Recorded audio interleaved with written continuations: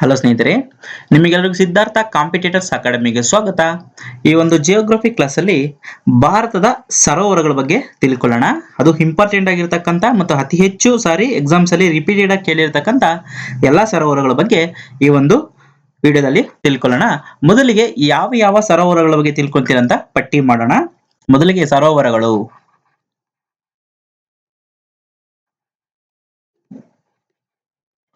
ಮೊದಲಿಗೆ ಇರ್ತಕ್ಕಂಥ ಯಾವ ಸರೋವರಗಳ ಬಗ್ಗೆ ತಿಳ್ಕೊಳ್ಳೋಣ ಅಂದ್ರೆ, ಮೊದಲನೇದು ಬಂದ್ಬಿಟ್ಟು ಕೊಲ್ಲೇರು ಸರೋವರ.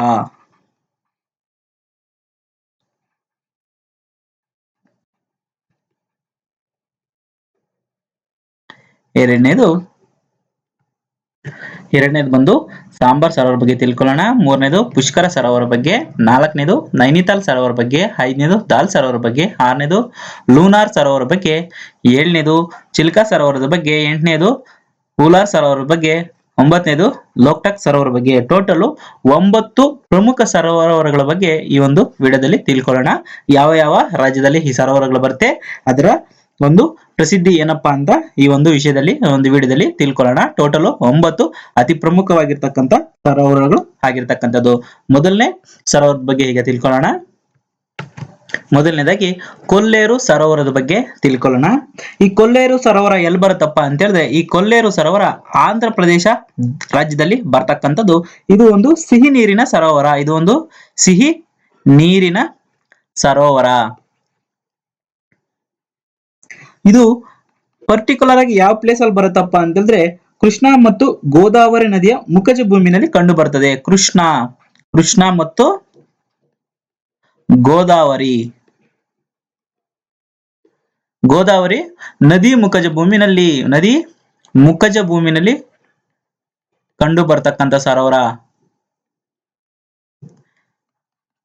ಮತ್ತೆ ಈ ಸರೋವರದಲ್ಲಿ ಇಂಪಾರ್ಟೆಂಟ್ ಏನಪ್ಪಾ ಅಂತ ಹೇಳಿದ್ರೆ, ವಲಸೆಯ ಪಕ್ಷಿಗಳ ಆಶ್ರಯ ತಾಣ ಸಹ ಇಲ್ಲಿರ್ತಕ್ಕಂಥದ್ದು. ಇದೇ ಸರೋವರದಲ್ಲಿ ವಲಸೆಯ ಪಕ್ಷಿಗಳು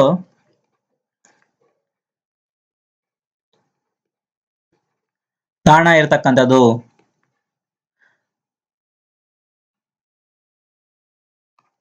ಇನ್ನ ಒಂದು ಇಂಪಾರ್ಟೆಂಟ್ ಏನಪ್ಪಾ ಅಂತ ಹೇಳಿದ್ರೆ, ಇದನ್ನು ಭಾರತದ ವೆಟ್ಲ್ಯಾಂಡ್ ಆಫ್ ಇಂಟರ್ನ್ಯಾಷನಲ್ ಇಂಪಾರ್ಟೆನ್ಸ್ ಅಂತ ಸಹ ರೆಕಗ್ನೈಸ್ ಆಗಿರ್ತಕ್ಕಂಥದ್ದು. So wetland of international importance ಅಂತ ಸಹ ರೆಕಗ್ನೈಸ್ ಆಗಿರ್ತಕ್ಕಂಥ, ಇದು ಭಾರತದಿಂದ ಸೆಲೆಕ್ಟ್ ಆಗಿರ್ತಕ್ಕಂಥ ಒಂದು ವೆಟ್ಲ್ಯಾಂಡ್ ಆಫ್ ಇಂಟರ್ನ್ಯಾಷನಲ್ ಇಂಪಾರ್ಟೆನ್ಸ್ ಅಂತ ಸಹ ಒಂದು ಸೈಟ್ ಆಗಿರ್ತಕ್ಕಂಥದ್ದು ಅಂತ ಸಹ ನಾವು ತಿಳ್ಕೊಬೇಕಾಗಿರ್ತಕ್ಕಂಥದ್ದು. ಮತ್ತೆ ಇನ್ನ ಒಂದು ಇಂಪಾರ್ಟೆಂಟ್ ಏನಪ್ಪಾ ಅಂತ ಹೇಳಿದ್ರೆ, ಈ ಒಂದು ಕೊಲ್ಲೇರು ಸರೋವರವನ್ನು 1972ರಲ್ಲಿ ಇರತಕ್ಕಂಥ ವನ್ಯಜೀವಿ ಸಂರಕ್ಷಣಾ ತಾಣ ಅಂತ ಸಹ ಗುರುತಿಸಿರ್ತಕ್ಕಂಥದ್ದು. 1972ರಲ್ಲಿ ಇದನ್ನು ವನ್ಯಜೀವಿ ಸಂರಕ್ಷಣಾ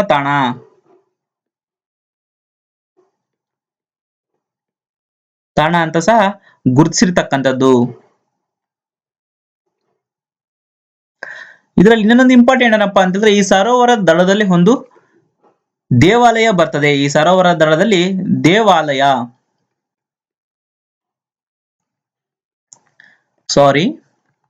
ಮತ್ತೊಮ್ಮೆ ಈ ಒಂದು ಕೊಲ್ಲೇರು ಸರೋವರದ ದಡದಲ್ಲಿ ದೇವಾಲಯ ಒಂದು ಇರ್ತಕ್ಕಂಥದ್ದು. ಆ ದೇವಾಲಯದ ಹೆಸರೇನಪ್ಪಾ ಅಂದ್ರೆ ಶ್ರೀ ಪೆದ್ದಂತಿ ಅಮ್ಮವಾರಿ ದೇವಾಲಯ. ಶ್ರೀ ಪೆದ್ದಂತಿ ಅಮ್ಮವಾರಿ ದೇವಾಲಯ ಇರ್ತಕ್ಕಂಥದ್ದು. ಸೊ ಈ ಕೊಲ್ಲೇರು ಸರೋವರದ ಇಂಪಾರ್ಟೆನ್ಸ್ ಬಗ್ಗೆ ಮತ್ತೊಮ್ಮೆ ತಿಳಿಯೋಣ. ಇದು ಆಂಧ್ರ ಪ್ರದೇಶದಲ್ಲಿ ಇರ್ತಕ್ಕಂಥ ಒಂದು ಸರೋವರ. ಇದು ಸಿಹಿ ನೀರಿನ ಸರೋವರ ಆಗಿರ್ತಕ್ಕಂಥದ್ದು. ಇದು ಪರ್ಟಿಕ್ಯುಲರ್ ಆಗಿ ಯಾವ ಪ್ಲೇಸ್ ಅಲ್ಲಿ ಬರುತ್ತಪ್ಪ ಅಂತಂದ್ರೆ, ಕೃಷ್ಣಾ ಮತ್ತು ಗೋದಾವರಿ ನದಿ ಮುಖಜ ಭೂಮಿನಲ್ಲಿ ಬರ್ತಕ್ಕಂಥ ಒಂದು ಸರೋವರ ಆಗಿರ್ತಕ್ಕಂಥದ್ದು. ಈ ಸರೋವರದ ಪ್ರಸಿದ್ಧತೆ ಏನಪ್ಪಾ, ಇದರಲ್ಲಿ ಇಂಪಾರ್ಟೆನ್ಸ್ ಏನಪ್ಪಾ ಅಂತ ಹೇಳಿದ್ರೆ, ಮೈಗ್ರೇಟರಿ ಬರ್ಡ್ಸ್ ಅಥವಾ ವಲಸೆ ಪಕ್ಷಿಗಳಿಗೆ ಒಂದು ತಾಣ ಆಗಿರ್ತಕ್ಕಂಥದ್ದು. ಸೊ ವಲಸೆ ಬಂದಿರತಕ್ಕಂಥ ಪಕ್ಷಿಗಳು ಇಲ್ಲಿ ಮೊಟ್ಟೆ ಇಟ್ಟು ಮರಿಗಳನ್ನ ಮಾಡಿ ಮತ್ತೆ ಅವು ವಲಸೆಯನ್ನ ಮರಳಿ ತನ್ನ ಸ್ಥಾನಕ್ಕೆ ಹೋಗ್ತಕ್ಕಂಥದ್ದು. ವಲಸೆ ಪಕ್ಷಿಗಳ ತಾಣ ಸಹ ಈ ಒಂದು ಕೊಲ್ಲೇರು ಸರೋವರ ಆಗಿರ್ತಕ್ಕಂಥದ್ದು. ಮತ್ತು ಈ ಸರೋವರನ ವೆಟ್ಲ್ಯಾಂಡ್ ಆಫ್ ಇಂಟರ್ನ್ಯಾಷನಲ್ ಇಂಪಾರ್ಟೆನ್ಸ್ ಅಂತ ಭಾರತದಿಂದ ಸೆಲೆಕ್ಟ್ ಆಗಿರ್ತಕ್ಕಂಥ ಕೆಲವೊಂದು ವೆಟ್ಲ್ಯಾಂಡ್ಸ್ ಅಲ್ಲಿ ಇದು ಸಹ ಒಂದು ವೆಟ್ಲ್ಯಾಂಡ್ ಆಗಿರ್ತಕ್ಕಂಥದ್ದು. ಮತ್ತು 1972ರಲ್ಲಿ ವನ್ಯಜೀವಿ ಸಂರಕ್ಷಣಾ ತಾಣಗಳ ಗುರುತಿಸುವುದರಲ್ಲಿ ಈ ಒಂದು ಸರೋವರವನ್ನು ಒಂದು ಅಂತ ಹೇಳ್ಬಿಟ್ಟಿದೆ. ವನ್ಯಜೀವಿ ಸಂರಕ್ಷಣಾ ತಾಣದ ಪ್ರಕಾರವಾಗಿ 1972ರಲ್ಲಿ ಇದು ಸೇರಿಸಿರ್ತಕ್ಕಂಥದ್ದು. ಸೊ ಒಂದು ಕಾಯ್ದೆಗೆ ಸೇರಿಸಿರ್ತಕ್ಕಂಥದ್ದು. ಮತ್ತು ಈ ಸರೋವರದಲ್ಲಿ ಒಂದು ಇಂಪಾರ್ಟೆನ್ಸ್ ಆಗಿರ್ತಕ್ಕಂಥ ಒಂದು ದೇವಾಲಯ ಬರುತ್ತೆ. ಆ ದೇವಾಲಯದ ಹೆಸರೇನಪ್ಪಾ ಅಂತ ಹೇಳಿದ್ರೆ ಶ್ರೀ ಪೆದ್ದಂತಿ ಅಮ್ಮವಾರಿ ದೇವಾಲಯ. ಶ್ರೀ ಪೆದ್ದಂತಿ ಅಮ್ಮವಾರಿ ದೇವಾಲಯ ಸಹ ಈ ಸರೋವರ ತಟದಲ್ಲಿ ಕಾಣಿಸ್ಕೊಳ್ತಕ್ಕಂಥದ್ದು. ಸೊ ನೆಕ್ಸ್ಟ್ ಇಂಪಾರ್ಟೆಂಟ್ ಆಗಿರ್ತಕ್ಕಂಥ ಒಂದು ಒಂದು ಸರೋವರದ ಬಗ್ಗೆ ತಿಳ್ಕೊಳ್ಳೋಣ. ಈಗ ಸಾಂಬಾರ್ ಸರೋವರದ ಬಗ್ಗೆ ತಿಳ್ಕೊಳ್ಳೋಣ. ಎರಡನೇದಾಗಿ ಸಾಂಬಾರ್ ಸರೋವರ ಯಾವ ರಾಜ್ಯದಲ್ಲಿ ಇದೆಯಪ್ಪ ಅಂತ ಹೇಳಿದ್ರೆ ಇದು ರಾಜಸ್ಥಾನದಲ್ಲಿರ್ತಕ್ಕಂಥದ್ದು. ರಾಜಸ್ಥಾನದಲ್ಲಿರ್ತಕ್ಕಂಥ ಒಂದು ಸರೋವರ. ಇದು ಪರ್ಟಿಕಲ್ ಆಗಿ ಎಲ್ಲಿ ಬರುತ್ತಪ್ಪ ಅಂತ ಹೇಳಿದ್ರೆ ಅರಾವಳಿ ಬೆಟ್ಟಗಳಲ್ಲಿ ಇರ್ತಕ್ಕಂಥದ್ದು. ಅರಾವಳಿ ಬೆಟ್ಟಗಳು ಸುತ್ತುವರಿದಿರ್ತಕ್ಕಂಥ ಈ ಸರೋವರನ ಅರಾವಳಿ ಬೆಟ್ಟಗಳ ಸುತ್ತುವರಿದಿರ್ತಕ್ಕಂಥ ಈ ಒಂದು ಸರೋವರ. ಮತ್ತು ಇದೊಂದು ಉಪ್ಪು ನೀರಿನ ಸರೋವರ. ಉಪ್ಪು ನೀರಿನ ಸರೋವರ. ಮತ್ತಿನ್ನೊಂದು ಇಂಪಾರ್ಟೆಂಟ್ ಏನಪ್ಪಾ ಅಂದ್ರೆ ಭಾರತದಲ್ಲೇ ಅತಿ ದೊಡ್ಡ ಒಳಭೂಮಿ ಅಥವಾ ಉಪ್ಪು ನೀರಿನ ಸರೋವರ. ಭಾರತದಲ್ಲೇ ದೊಡ್ಡ ಉಪ್ಪು ನೀರಿನ ಸರೋವರ.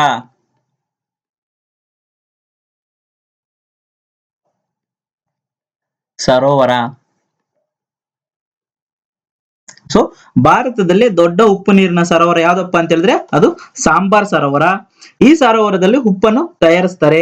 ರಾಜಸ್ಥಾನ ಉಪ್ಪು ಉತ್ಪಾದನೆಯಲ್ಲಿ ದೇಶದಲ್ಲೇ ಮೂರನೇ ಸ್ಥಾನದಲ್ಲಿರ್ತಕ್ಕಂಥದ್ದು ರಾಜಸ್ಥಾನ.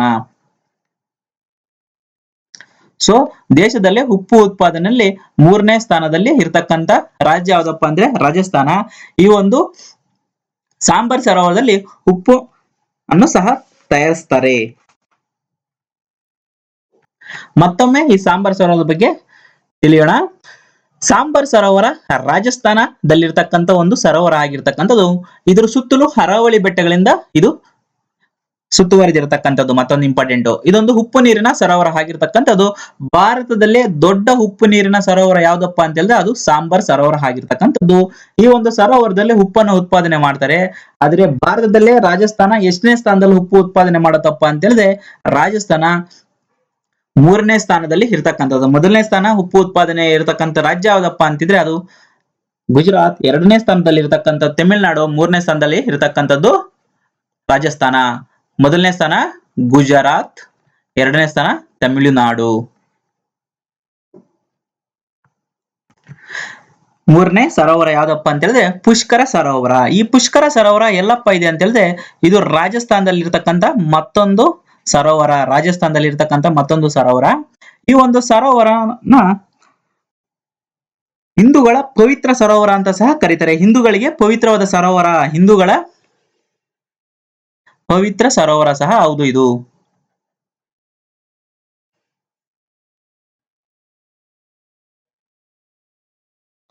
ಮತ್ತೊಂದು ಇಂಪಾರ್ಟೆಂಟ್ ಏನಪ್ಪಾ ಅಂದ್ರೆ ಈ ಸರೋವರದ ದಡದಲ್ಲಿ ಒಂಟೆಗಳ ಜಾತ್ರೆ ನಡೀತಕ್ಕಂಥದ್ದು. ಒಂಟೆಗಳ ಜಾತ್ರೆ ಇದು ಅತಿ ಹೆಚ್ಚಾಗಿ ಕೇಳಿರ್ತಕ್ಕಂಥದ್ದು. ಒಂಟೆಗಳ ಜಾತ್ರೆ ನಡೀತಕ್ಕಂಥ ಸರೋವರದ ಹೆಸರು ಯಾವ್ದಪ್ಪ ಅಂದ್ರೆ ಪುಷ್ಕರ ಸರೋವರ. ಇದು ಪರ್ಟಿಕ್ಯುಲರ್ ಆಗಿ ಎಲ್ಲಪ್ಪ ಇರೋದಂದ್ರೆ ಅಜ್ಮೀರ್ ಜಿಲ್ಲೆನಲ್ಲಿ ಇರ್ತಕ್ಕಂಥದ್ದು. ಅಜ್ಮೀರ್ ಜಿಲ್ಲೆನಲ್ಲಿ ಇರ್ತಕ್ಕಂಥ ಒಂದು ಸರೋವರ. ಸೊ ಅಜ್ಮೀರ್ ಜಿಲ್ಲೆನಲ್ಲಿ ಇರ್ತಕ್ಕಂಥ ಒಂದು ಸರೋವರ ಪುಷ್ಕರ ಸರೋವರ. ಇದು ರಾಜಸ್ಥಾನದಲ್ಲಿ ಇರ್ತಕ್ಕಂಥ ಒಂದು ಸರೋವರ. ಇದು ಹಿಂದೂಗಳ ಪವಿತ್ರ ಸರೋವರನು ಹೌದು. ಮತ್ತು ಒಂಟೆಗಳ ಜಾತ್ರೆ ಈ ಒಂದು ಪುಷ್ಕರ ಸರೋವರದ ದಡದಲ್ಲಿ ನಡೀತಕ್ಕಂಥದ್ದು. ಈಗ ನಾಲ್ಕನೇ ಸರೋವರ ಬಗ್ಗೆ ತಿಳ್ಕೊಳ್ಳೋಣ, ನೈನಿತಾಲ್ ಸರೋವರ. ಸೊ ಈ ನೈನಿತಾಲ್ ಸರೋವರ ಯಾವ ರಾಜ್ಯದಲ್ಲಿ ಬರುತ್ತಪ್ಪ ಅಂತ ಹೇಳಿದ್ರೆ ಇದು ಉತ್ತರಾಖಂಡದಲ್ಲಿ ಬರತಕ್ಕಂತ ಒಂದು ಸರೋವರ ಆಗಿರ್ತಕ್ಕಂಥದ್ದು. ಮತ್ತೊಂದು ಇಂಪಾರ್ಟೆಂಟ್ ಏನಪ್ಪಾ ಅಂದ್ರೆ ಇದು ಸಿಹಿ ನೀರಿನ ಸರೋವರ. ಸಿಹಿ ನೀರಿನ ಸರೋವರ. ಇದನ್ನು ಮತ್ತೊಂದು ಹೆಸರಿಂದನೂ ಸಹ ಕರೀತಾರೆ. ಯಾವ ಹೆಸರಿಂದ ಕರೀತಾರಪ್ಪ ಅಂದ್ರ ತಿಶುರಿ ಅಂತಕ್ಕಂಥ ಒಂದು ಸರೋವರ ಅಂತ ಸಹ ಕರೀತಾರೆ. ಋಷಿ ಸರೋವರ. ಋಷಿ ಸರೋವರ ಅಂತ ಸಹ ಈ ಒಂದು ಸರೋವರನ ಕರೀತಾರೆ. ಇದು ಭಾರತದಲ್ಲಿ ಇರತಕ್ಕಂಥ ನೈನಿತಾಲ್ ಎಂತಕ್ಕಂಥ ಸರೋವರ ಇರ್ತಕ್ಕಂಥದ್ದು ಉತ್ತರಾಖಂಡ ರಾಜ್ಯದಲ್ಲಿ ನೈನಿತಾಲ್ ಜಿಲ್ಲೆಯಲ್ಲೇ ಇರ್ತಕ್ಕಂಥದ್ದು. ಇದು ನೈನಿತಾಲ್ ಜಿಲ್ಲೆನಲ್ಲಿರುವ ಕಾರಣದಿಂದ ಇದನ್ನು ನೈನಿತಾಲ್ ಸರೋವರ ಅಂತ ಕರೀತಾರೆ. ಇದು ಉತ್ತರಾಖಂಡದಲ್ಲಿ ಇರತಕ್ಕಂಥದ್ದು. ಇದು ಋಷಿ ಸರೋವರ ಅಂತ ಕರೀತಾರೆ ಮತ್ತು ಸಿಹಿ ನೀರಿನ ಸರೋವರನು ಹೌದು. ಇನ್ನ ಒಂದು ಇಂಪಾರ್ಟೆಂಟ್ ಏನಪ್ಪಾ ಅಂತಂದ್ರೆ ಉತ್ತರಾಖಂಡದಲ್ಲಿ ಈ ನೈನಿತಾಲ್ ಜಿಲ್ಲೆಗೆ ಭಾರತದ ಸರೋವರಗಳ ಜಿಲ್ಲೆ ಅಂತ ಕರೀತಾರೆ. ಭಾರತದ ಸರೋವರಗಳ ಜಿಲ್ಲೆ ಅಂತ ಸಹ ಕರೀತಾರೆ. ಸೊ ನೈನಿತಾಲ್ನಲ್ಲಿ ಸರೋವರ ಇರ್ತಕ್ಕಂಥ ನೈನಿತಾಲ್ ಸರೋವರ, ಇದು ಉತ್ತರಾಖಂಡ ರಾಜ್ಯದಲ್ಲಿ ಇರ್ತಕ್ಕಂಥದ್ದು. ನೈನಿತಾಲ್ ಜಿಲ್ಲೆಯನ್ನು ಭಾರತದ ಸರೋವರಗಳ ಜಿಲ್ಲೆ ಅಂತ ಸಹ ಕರೀತಾರೆ. ಇದು ಸಿಹಿ ನೀರಿನ ಸರೋವರ ಮತ್ತು ತ್ರಿ ಋಷಿ ಸರೋವರ ಅಂತ ಸಹ ಈ ನೈನಿತಾಲ್ ಸರೋವರನ ಕರೀತಾರೆ. ಈಗ 5ನೇ ಸರೋವರದ ಬಗ್ಗೆ ತಿಳ್ಕೊಳ್ಳೋಣ. ಇದು ಜಮ್ಮು ಮತ್ತು ಕಾಶ್ಮೀರದಲ್ಲಿ ಇರ್ತಕ್ಕಂಥ ಒಂದು ಸರೋವರ, ಪ್ಲಸ್ ಇದೊಂದು ಸಿಹಿ ನೀರಿನ ಸರೋವರ ಆಗಿರ್ತಕ್ಕಂಥದ್ದು. ಇನ್ನ ಒಂದು ಇಂಪಾರ್ಟೆಂಟ್ ಏನಪ್ಪಾ ಅಂತ ಹೇಳಿದ್ರೆ, ಇದು ಶ್ರೀನಗರದ ಒಡವೆ ಅಂತ ಸಹ ಈ ಒಂದು ಸರೋವರನ್ನು ಕರೀತಾರೆ. ಶ್ರೀನಗರದ ಒಡವೆ ಅಂತ ಸಹ ಈ ಒಂದು ಸರೋವರನ್ನ ಕರೀತಾರೆ. ದಾಲ್ ಸರೋವರನ್ನ ಶ್ರೀನಗರದ ಒಡವೆ ಅಂತ ಸಹ ಕರೀತಾರೆ. ಈ ಸರೋವರವನ್ನು ಅಭಿವೃದ್ಧಿಪಡಿಸಿರ್ತಕ್ಕಂಥ ರಾಜವಂಶ ಯಾವ್ದಪ್ಪ ಅಂತ ಹೇಳಿದ್ರೆ ಮೊಘಲ್ ರಾಜವಂಶ. ಸೊ ಮೊಘಲ್ ರಾಜವಂಶ ಈ ಒಂದು ಸರೋವರನ್ನ ಅಭಿವೃದ್ಧಿಪಡಿಸಿರ್ತಕ್ಕಂಥ ರಾಜವಂಶ ಆಗಿರ್ತಕ್ಕಂಥದ್ದು. ಇದನ್ನು ಶ್ರೀನಗರದ ಒಡವೆ ಅಂತ ಕರೀತಾರೆ. ಇದು ಜಮ್ಮು ಕಾಶ್ಮೀರದಲ್ಲಿ ಇರ್ತಕ್ಕಂಥದ್ದು. ಇದು ಯಾವ ಒಂದು ನಗರದ ಮುಖಾಂತರವಾಗಿ ಈ ದಾಲ್ ಸರೋವರ ಹರಿಯುತ್ತಪ್ಪ ಅಂತ ಹೇಳಿದ್ರೆ ಶ್ರೀನಗರದಲ್ಲಿ ಹರಿತಕ್ಕಂಥದ್ದು. ಸೊ ಇದನ್ನ ಡೆವಲಪ್ ಮಾಡಿರ್ತಕ್ಕಂಥ ರಾಜವಂಶ ಮೊಘಲ್ ರಾಜವಂಶ. 6ನೇ ಸರೋವರದ ಬಗ್ಗೆ ತಿಳ್ಕೊಳ್ಳೋಣ. 6ನೇ ಸರೋವರ ಯಾವ್ದಪ್ಪ ಅಂದ್ರೆ ಹೂಲಾರ್ ಸರೋವರ. ಇದು ಸಹ ಜಮ್ಮು ಮತ್ತು ಕಾಶ್ಮೀರದಲ್ಲಿ ಹರಿತಕ್ಕಂಥ ಒಂದು ಸರೋವರ ಆಗಿರ್ತಕ್ಕಂಥದ್ದು. ಇದು ಭಾರತದ ಅತಿ ದೊಡ್ಡ ಸಿಹಿ ನೀರಿನ ಸರೋವರ. ಸೊ ಭಾರತದ ದೊಡ್ಡ ಸಿಹಿ ನೀರಿನ ಸರೋವರ.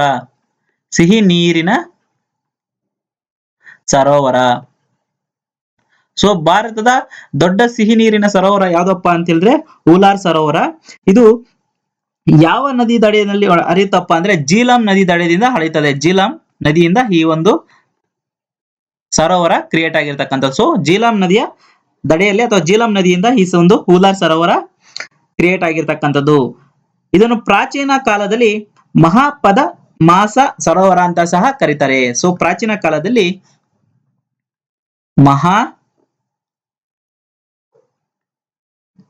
ಪದ ಮಾಸರ ಸರೋವರ ಅಂತ ಸಹ ಕರೀತಾರೆ. ಸೊ ಇಂಪಾರ್ಟೆಂಟ್ ಏನಪ್ಪಾ ಅಂತಂದ್ರೆ ಹೂಲಾರ್ ಸರೋವರ ಜಮ್ಮು ಕಾಶ್ಮೀರದಲ್ಲಿ ಹರಿತಕ್ಕಂಥದ್ದು, ಭಾರತದ ದೊಡ್ಡ ಸಿಹಿ ನೀರಿನ ಸರೋವರ ಆಗಿರ್ತಕ್ಕಂಥದ್ದು ಮತ್ತು ಜೀಲಂ ನದಿಯ ಒಂದು ಮುಖಾಂತರವಾಗಿ ಈ ಒಂದು ಸರೋವರ ಕ್ರಿಯೇಟ್ ಆಗಿರ್ತಕ್ಕಂಥದ್ದು. ಜೀಲಂ ನದಿಯ ದಡದಲ್ಲಿ ಜೀಲಂ ನದಿ ದಡದಲ್ಲಿ ಒಂದು ಹೂಲಾರ್ ಸರೋವರ ಹರಿತಕ್ಕಂಥದ್ದು. ಇದನ್ನು ಪ್ರಾಚೀನ ಕಾಲದಲ್ಲಿ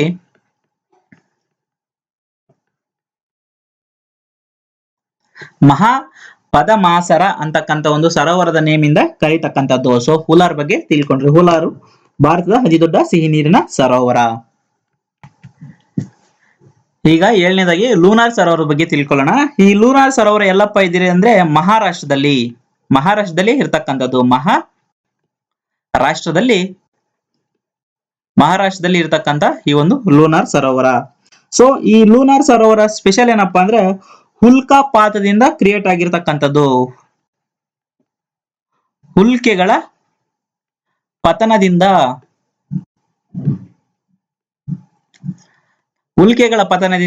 ಈ ಒಂದು ಸರೋವರ ಕ್ರಿಯೇಟ್ ಆಗಿರ್ತಕ್ಕಂಥದ್ದು.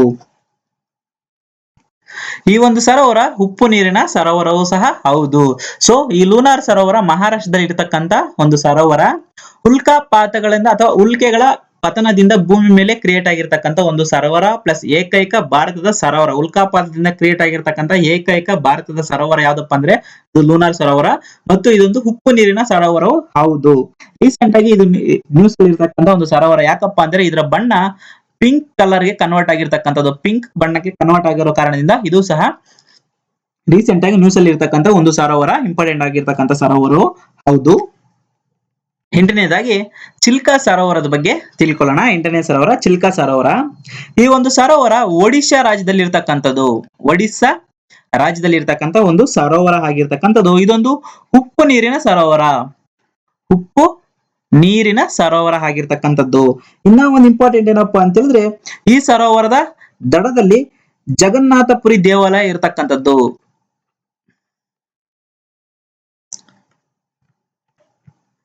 ಜಗನ್ನಾಥಪುರಿ ದೇವಾಲಯ ಇರತಕ್ಕಂಥದ್ದು ಮತ್ತು ಒಂದು ದ್ವೀಪನು ಸಹ ಈ ಒಂದು ಸರೋವರದಲ್ಲಿ ಇರತಕ್ಕಂಥದ್ದು. ಆ ದ್ವೀಪದ ಹೆಸರೇನಪ್ಪಾ ಅಂದ್ರೆ ನಲ್ಬಾನ್ ದ್ವೀಪ ಇರ್ತಕ್ಕಂಥದ್ದು. ದ್ವೀಪದ ಹೆಸರೇನಪ್ಪಾ ಅಂದ್ರೆ ನಲ್ಬಾನ್. ನಲ್ಬಾನ್ ದ್ವೀಪ. ಸೊ ನಲ್ಬಾನ್ ದ್ವೀಪನೂ ಸಹ ಈ ಒಂದು ಸರೋವರದ ಬಳಿ ಇರ್ತಕ್ಕಂಥದ್ದು. ಒಂದು ಜಲಪಾತನೂ ಸಹ ಈ ಸರೋವರದ ಬಳಿ ಇದೆ. ಆ ಜಲಪಾತದ ಹೆಸರೇನಪ್ಪಾ ಅಂದ್ರೆ ನಿರ್ಮಲ್. ಸೊ ನಿರ್ಮಲ್ ಜಲಪಾತ. ನಿರ್ಮಲ್ ಜಾರ್ ಜಲಪಾತ. ಸೊ ಈ ನಿರ್ಮಲ್ ಜಾಲ್ ಜಲಪಾತ ಅಂತಕ್ಕಂಥದ್ದು ಸಹ ಈ ಚಿಲ್ಕಾ ಸರೋವರದಲ್ಲಿ ಇರ್ತಕ್ಕಂಥದ್ದು. ನಲ್ಬಾಯ್ ದ್ವೀಪನು ಸಹ ಈ ಚಿಲ್ಕಾ ಸರೋವರದಿಂದ ಕ್ರಿಯೇಟ್ ಆಗಿರ್ತಕ್ಕಂಥದ್ದು. ಈ ಸರೋವರದ ದಡದಲ್ಲಿ ಇರ್ತಕ್ಕಂಥ ಜಗತ್ ಪ್ರಸಿದ್ಧ ದೇವಾಲಯ ಯಾವ್ದಪ್ಪ ಅಂದ್ರೆ ಅದು ಜಗನ್ನಾಥಪುರಿ ಅಥವಾ ಪುರಿ ಜಗನ್ನಾಥ ದೇವಾಲಯ ಆಗಿರ್ತಕ್ಕಂಥ, ಪುರಿನಲ್ಲಿ ಇರ್ತಕ್ಕಂಥ ಜಗನ್ನಾಥ ದೇವಾಲಯ ಆಗಿರ್ತಕ್ಕಂಥದ್ದು. ಇದು ಒಡಿಶಾ ರಾಜ್ಯದಲ್ಲಿ ಬರ್ತಕ್ಕಂಥದ್ದು. ಇದು ಉಪ್ಪು ನೀರಿನ ಸರೋವರ. ಇನ್ನ ಒಂದು ಇಂಪಾರ್ಟೆಂಟ್ ಏನಪ್ಪಾ ಅಂತಂದ್ರೆ ಇದು ಭಾರತದಲ್ಲೇ ದೊಡ್ಡ ಉಪ್ಪು ನೀರಿನ ಸರೋವರ. ಉಪ್ಪು ನೀರಿನ ಸರೋವರ. ಸೊ ಭಾರತದಲ್ಲಿ ದೊಡ್ಡ ಉಪ್ಪು ನೀರಿನ ಸರೋವರ ಯಾವ್ದಪ್ಪ ಅಂದ್ರೆ ಚಿಲ್ಕಾ ಸರೋವರ.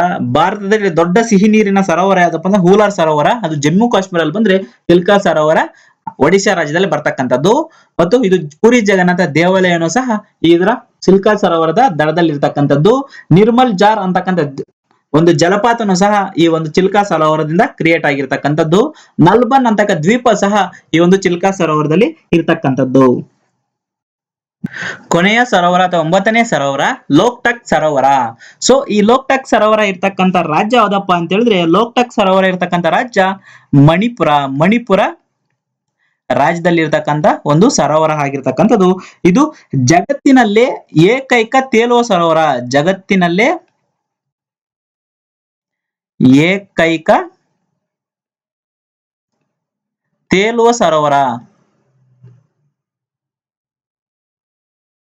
ಸೊ ಜಗತ್ತಿನಲ್ಲೇ ಏಕೈಕ ತೇಲುವ ಸರೋವರ ಅದು ಭಾರತದಲ್ಲಿ ಇರ್ತಕ್ಕಂಥದ್ದು. ಅದು ಮಣಿಪುರ ರಾಜ್ಯದಲ್ಲಿ ಇರ್ತಕ್ಕಂಥದ್ದು. ಅದರ ಹೆಸರೇನಪ್ಪಾ ಅಂದ್ರೆ ಲೋಕ್ಟಕ್ ಸರೋವರ ಆಗಿರ್ತಕ್ಕಂಥದ್ದು. ಕೆಲವೊಂದು ಸರೋವರಗಳ ಬಗ್ಗೆ ಇಂಪಾರ್ಟೆಂಟ್ ಮಾಹಿತಿಯನ್ನ ಪಡ್ಕೊಳ್ಳೋಣ. ಸರೋವರಗಳ ಅಧ್ಯಯನಕ್ಕೆ ಏನಂತ ಕರೀತಾರಪ್ಪ ಅಂದ್ರೆ ಲಿಮ್ನೋಲಜಿ.